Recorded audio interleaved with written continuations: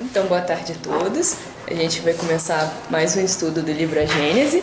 Nós somos a Comissão de Estudos da Confraternização de Mocidades Espíritas de Belo Horizonte, na Regional Nordeste. Eu sou Adriana. Eu sou Luísa. Daniel. E a gente tem uma participação especial do Derek, que provavelmente vai fazer alguns comentários também ao longo da nossa leitura. Que fofa! Ai, meu Deus. E o Felipe acabou de chegar. Tá gravando? Tá. Boa tarde, gente. Cheguei. Felipe. Ih, peraí. Deixa eu passar a plástica. Manda abraço, Luiz.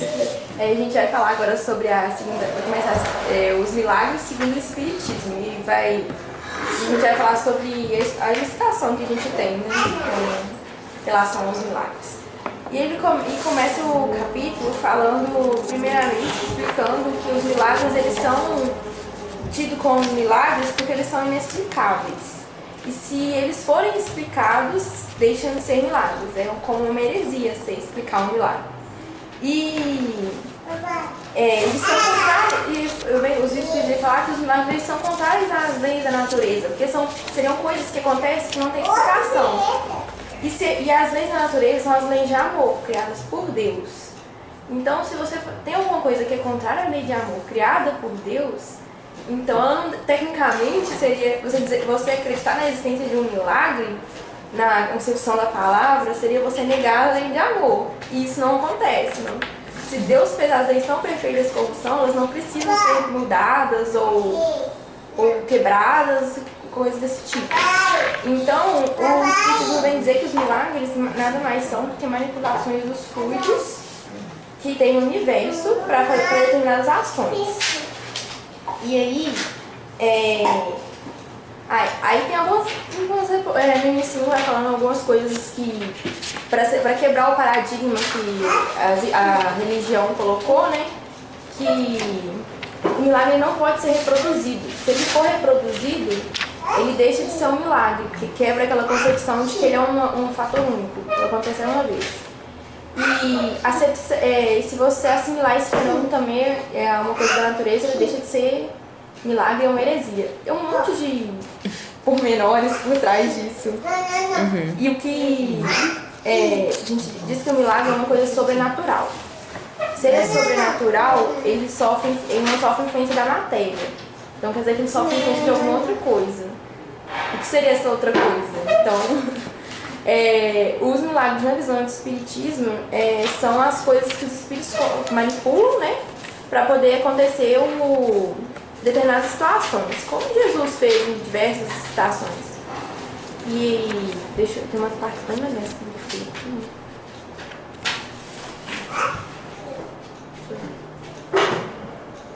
Aos olhos dos ignorantes, a ciência faz milagres. Eu achei isso muito legal. Se um homem que se ache realmente morto for chamado à vida por intervenção divina, haverá verdadeiro milagre,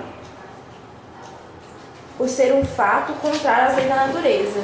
Então acontece, o que podia acontecer muito naquela época é que as pessoas davam as pessoas como uma situação incorrigível e Jesus via uma brechinha, né? Tipo assim, não é isso, ou conserta aqui, conserta dali, e com a ajuda dos espíritos ele conseguia fazer aqueles feitos, aqueles grandes feitos que as pessoas ficavam encantadas. Mas que na verdade nada mais era do que ciência aplicada ao uso da doutrina espírita, né? E o Espiritismo vem dizer que o Espiritismo não traz milagres, não faz milagres. E tem uma parte específica que fala: o Espiritismo não faz milagres. Que ele vem fazer com que a ciência seja o advento da doutrina. Então ele traz a ciência para a doutrina e explica que não tem nada de sobrenatural nisso, são fenômenos. Assim como acontecem fenômenos materiais, acontecem os fenômenos espirituais. E a gente tem que parar de achar que são coisas místicas, inexplicáveis e que não tem consciência divina. Não, e assim, ontem eu tava lendo assim, lá no Cracked, né? É um site que eu gosto de entrar.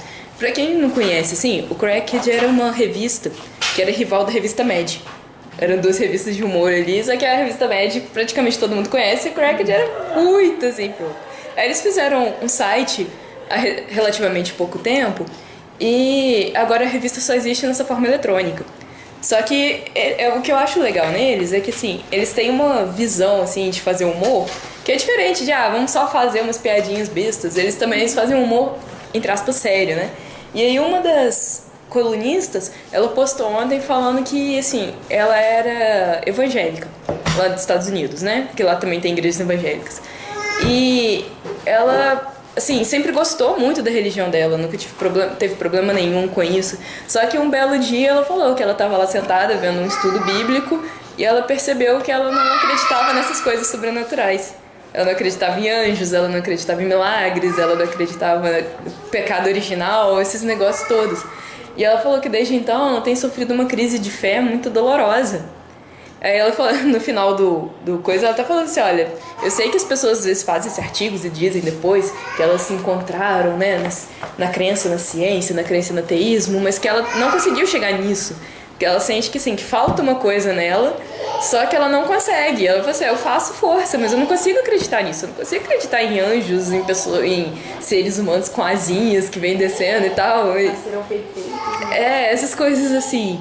Então, é nessa hora que a gente vê que, assim, acreditar em milagres, até certo ponto, assim, na vida do espírito, é legal. É positivo, assim, com os espíritos. Tem espíritos que precisam disso. Mas, passando essa fase, isso pode levar a pessoa igual ela, uma descrença. E depois que ela começou a sentir, né, essa desconectada, assim, com esses milagres, assim, entre aspas, ela falou que elas não conseguiam mais ir à igreja, não conseguiam mais acreditar em Deus, em Jesus, em nada. E ela sente falta disso na vida dela. Então, assim, ela falou que por meses, assim, ela fazia preces, né, pedindo pra Deus pra ajudar a restaurar a fé dela, mas porque a coisa não funciona assim. E aí quando fala assim dos milagres, né, na natureza, é como sendo heresia falar que eles não são milagres, aí que a gente vê que, assim, para algumas pessoas realmente, a pessoa acho que tá na posição dela. Ela sente que se ela começar a duvidar dos milagres, ela vai perder a fé dela inteira. Porque a pessoa fundamentou a fé dela nisso, aceitando cegamente. Esses milagres acontecem e pronto, acabou. Que nem a criança acreditando no Papai Noel. Só que, assim, o Papai Noel não existe, mas cedo ou mais tarde a criança vai ter que perceber isso. E algumas crianças ficam tristes, o Natal acabou pra mim. E outras crianças são, eu continuo ganhando presente. Que diferença faz se é o Papai Noel, se são meus pais que dão, né? E aí é muito difícil, assim, pra pessoa que às vezes ela acostumou a acreditar nesse sobrenatural e tal, e não pensar muito nisso, às vezes aceitar que, olha, realmente, a coisa não é assim, mas a coisa não precisa ser assim pra você ter fé, né? A fé vai muito além disso. Tem uma parte aqui muito legal também, quando pergunta se Deus faz milagres. E aí eles falam assim, não cabe ao homem prejulgar os atos da divindade, nem subordinar a fraqueza do seu entendimento. Contudo, em face das coisas divinas, temos para critério do nosso juízo os atributos mesmos de Deus. Ao poder soberano reúne ele a soberana sabedoria, de onde se deve concluir que não faz coisa alguma inútil. E depois ele dá um exemplo, ele dá uma alegoria, né? Que se diria de um sábio mecânico que, para provar a sua habilidade, desmantelasse um relógio construído pelas suas mãos, obra-prima da ciência, a fim de mostrar que pode desmanchar o que fizer. Aí eu achei isso uma explicação muito, muito eficiente para aquela coisa de se as leis da natureza são as leis de amor, e foi Deus que fez, para que ele vai desconstruir ela para provar que elas são eficientes? Não precisa, elas já funcionam por si só, então não tem necessidade. E ficou muito legal, ficou muito bem explicado, né, essa parte. Aí tem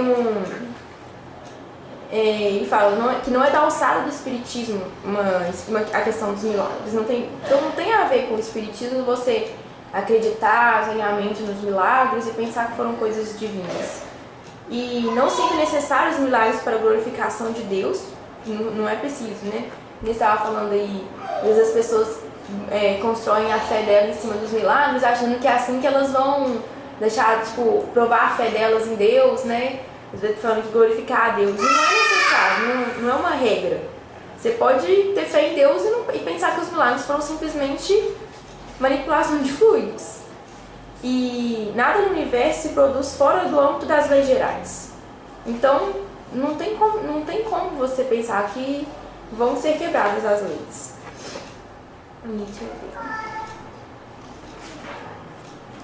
Tem uma coisa aqui que eu lembrei, no Evangelho segundo o Espiritismo, no capítulo 19, da Fé Transporta Montanhas, comenta um pouquinho sobre milagres, porque a gente escuta vários casos assim, de pessoas que estão sem esperança nenhuma, a própria ciência mesmo dá o descrédito ali, seja por uma questão de saúde ou até mesmo financeira, mas a pessoa ela volta para Deus, acredita, tem uma fé forte, e aí às vezes o jogo na vida dela muda e para ela interpreta aquilo como se fosse um milagre. E ele associa muito no item a fé, mãe da esperança e da caridade. Ele valoriza muito esse papel da fé, porque quando a gente acredita de verdade numa coisa, a gente não tem noção do poder do nosso pensamento. E aí, por a gente não ter essa noção, a gente acaba realizando prodígios e aparentemente podem ser considerados absurdos, mas esses prodígios realmente acontecem pela nossa fé, né? E no final ele fala: crede e esperai sem jamais fraquejar. Os milagres são a obra da fé. O Espírito Protetor José. E aí valorizando, né, que assim, os milagres associando com a fé tem uma explicação lógica para isso. E aí nesse início aqui ele fala, né, depois do capítulo dos fluidos e tudo mais, dos pensamentos. É muito legal de pensar, né? Tem até estudos científicos provando que quando os pacientes eles têm um pensamento mais positivo, têm uma fé, né? Eles têm um resultado muito melhor diante dos problemas, das doenças que eles estão passando. Eu esqueci o que eu ia falar, gente.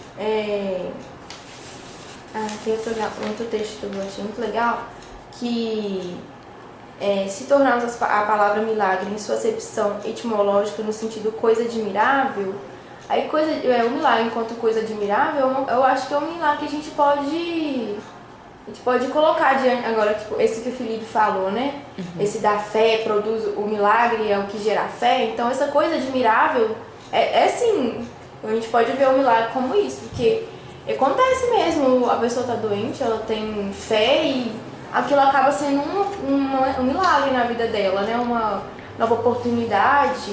E eu acho que o milagre nesse entendimento da palavra, ele ele acontece e a gente não precisa de cortar completamente, né? E isso até mesmo quebra um pouco da lógica de se pensar, não, só Deus faz milagres. Uhum. Não, o homem não pode fazer milagres. Não, Jesus mesmo fala: vós sois deuses, podereis fazer o que eu faço muito mais. Então, a gente também tem,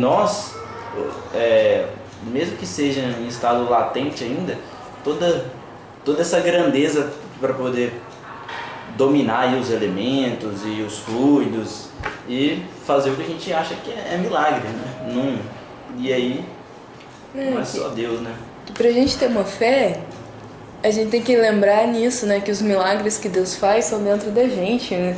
Que tudo isso que acontece é conosco mesmo, é a nossa descrença, esse terreno árido que a gente tem por dentro, que Deus vai lá e trabalha um pouquinho, e de repente a gente olha pra trás e fala assim: gente, olha o que aconteceu comigo, eu tava assim e agora eu tô assim, eu tava pra baixo e agora eu me encontrei, eu tava indo por um caminho e aí eu desviei desse caminho e agora eu tô no caminho do bem. Então é esse tipo de milagre que a gente tem que buscar para fortalecer a nossa fé, porque no final das contas é aquilo, se você tem isso dentro de você, né, se tem esse milagre acontecendo com você, quando você para e pergunta para si mesmo: nossa, mas será que Jesus realmente multiplicou os pães?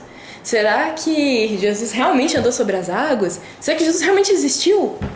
Você pode perguntar, e tem dia que a gente acorda perguntando esse tipo de coisa. Mas quando você deixa os milagres serem operados no seu coração, quando você faz esse tipo de pergunta, isso não importa. Que diferença faz? Porque não é ali que você está procurando a sua fé, né? Não é no fato de que, existe um ser capaz de pegar o pão e dividir ele, fazer um pão virar dois. Não é mais nisso que importa para você. É o fato de que, sim, gente, as palavras que ele falou me ajudam a viver, me dão vida de verdade, me mudam, me melhoram. Então, assim... Se foi real, né? Se não foi... Isso aí, Deus faz milagre? Não, claro que Deus pode fazer milagre. É impotente, mas Deus precisa fazer milagre? O que importa? E, sim, milagres nesse tipo físico, né? Porque o que realmente importa é o que ele tá fazendo comigo. Então, assim, sei lá, nesse ponto aí, é aquela coisa, né? Toda vez que às vezes eu acordo com aquelas dúvidas do tipo, ai meu Deus do céu, socorro, será que eu acredito em tudo ou não? É uma coisa que eu me pergunto, olha, seguinte, quando chegar no final da minha vida, lá no momentinho que eu desencarnar, se realmente tudo isso que está no livro dos espíritos foi viagem mesmo, que não existe, que loucura aqui, se realmente só existe a matéria e pronto, acabou, no momento que eu fechar os olhos, eu vou deixar de existir. Eu deixando de existir, eu nunca vou saber que foi mentira ou não. Apagou, minha vida acabou. Só que foi uma vida feliz, foi uma vida tranquila. Porque isso faz de mim, né? O espiritismo faz de mim uma pessoa melhor, isso faz de mim uma pessoa mais, com mais objetivos de vida, né? Faz com que a minha vida tenha mais significado. Então, no final das contas, se não existiu nada no fim das contas, eu morri feliz. Se existiu, beleza, eu tô no lucro, né? Eu trabalhei isso na minha vida. E se foi totalmente diferente do que a gente interpreta baseado no que Kardec escreveu? Porque isso pode acontecer. A gente pode muito bem ler todos os livros do espiritismo, ler todo o André Luiz, chegar do lado lá e descobrir, olha, eles não falaram mentira, mas é muito diferente porque a gente não tinha palavras pra isso quando a gente estava encarnado, que é uma coisa que pode acontecer. Meu Deus, pessoal. Mas eu acho que foi bem claro aqui, né? Mas lembra, o Kardec estava encarnado. Os espíritos estavam usando linguagens dos encarnados. Então pode acontecer de quando a gente chegar lá, a gente tem uma surpresa do tipo, cara, isso realmente não era o que eu esperava. Mas aí que tá, de novo. Não é isso que vai importar, porque isso é uma questão de forma. Se tem uma coisa que os espíritos realmente deixam claro, assim, acima de qualquer dúvida, é que no plano espiritual não importa as coisas da matéria, importa as coisas do espírito. Importa os seus sentimentos, importa as virtudes que você foi construindo dentro de você, as suas lembranças, as suas intenções. Então, isso é que você tem que levar puro pro lado de lá. Você levando isso puro, você se adapta a qualquer coisa que vier. O que jogar no seu peito, você mata e faz gol, cara. Então, é justamente por isso que a gente tem que, às vezes, pelo menos no espiritismo, né, buscar não ficar tão preso a esses fatos admiráveis, igual ele fala aí, né? Sim, eles são admiráveis. Sim, quando ele acontece dentro de nós, ele fortalece a nossa fé. Mas não pode ser importante que esses fatos aconteçam fora de nós. Tem gente que fala, eu vou acreditar em espírito um dia que eu entrar numa reunião mediúnica e ver o espírito falar comigo e eu ter uma prova de que é o espírito falando e não é aquela pessoa. Ótimo. Isso aí cada um sabe o que precisa para ter sua fé.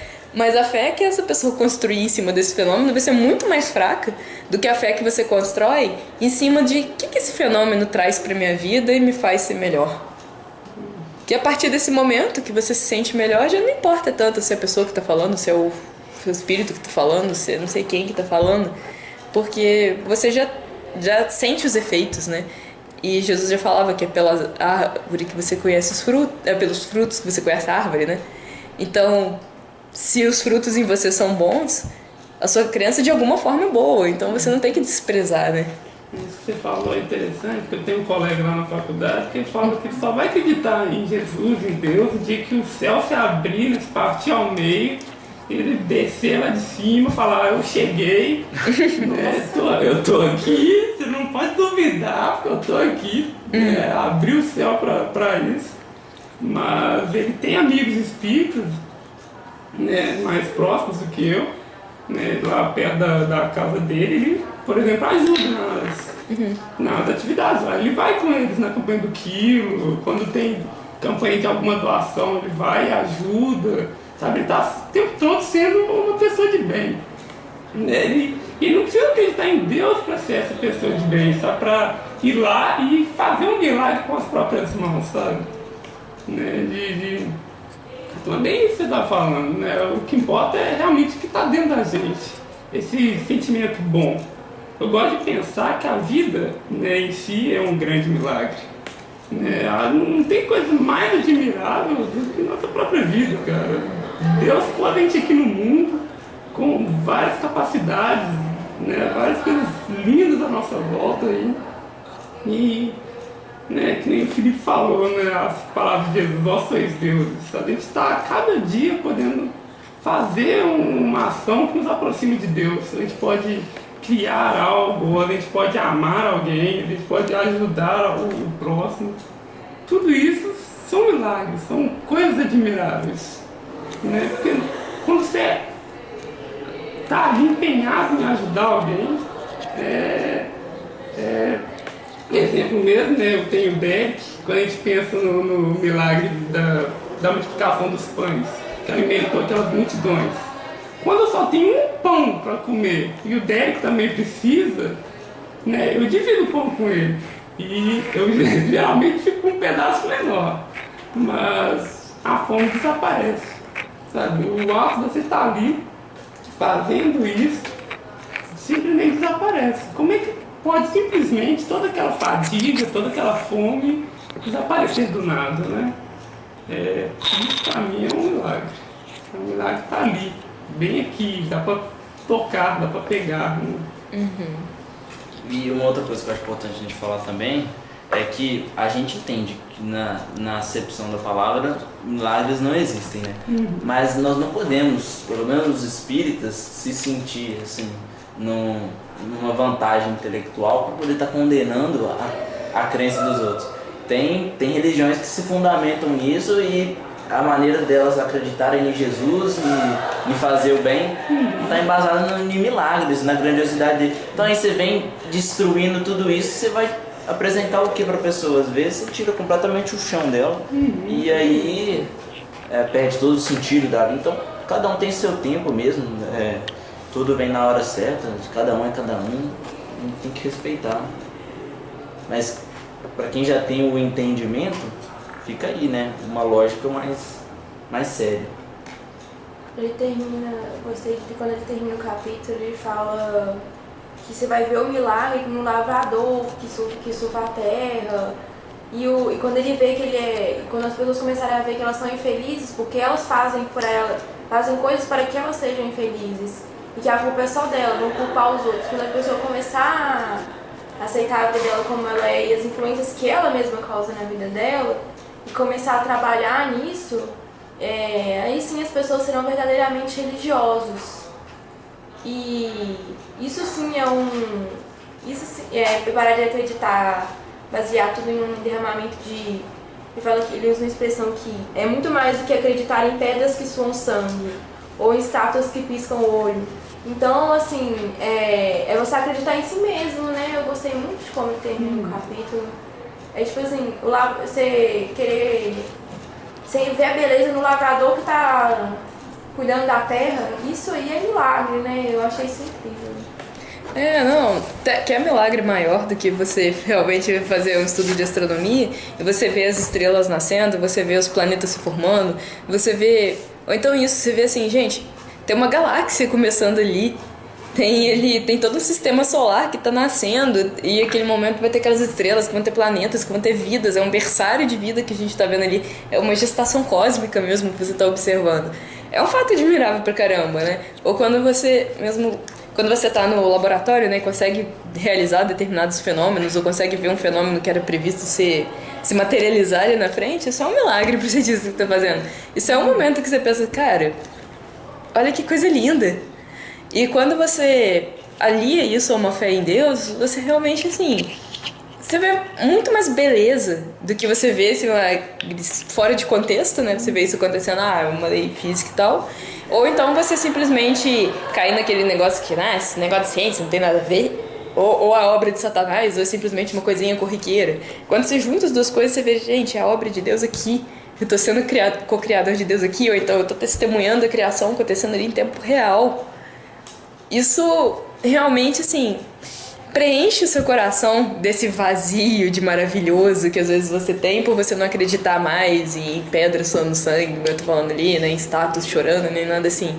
Porque você não precisa dessas coisas, o que a gente já tem já é maravilhoso, o que a gente já tem já é incrível.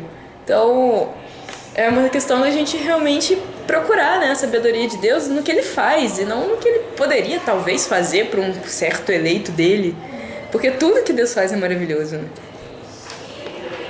Ele fala, se você quer provar o ignorante, dar ao ignorante uma prova da obra de Deus, é só você mostrar o que tá aí, né? Tipo, tem tanta coisa maravilhosa acontecendo que a pessoa, se ela não tem...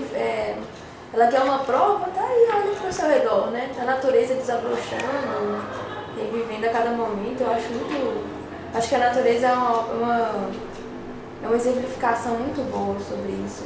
Planta, eu gosto muito de flor, né? E as plantas com flores, você acha assim, ela morre, todas as flores morrem. Aí você pensa assim, não, agora eu matei a planta tá precisando de água. Aí quando você vai ver, não, passou 2 semanas, ela tá florindo de novo. E ela tava ali, eu só tava repousando e aconteceu outra vez, e acontece esse ciclo várias e várias vezes.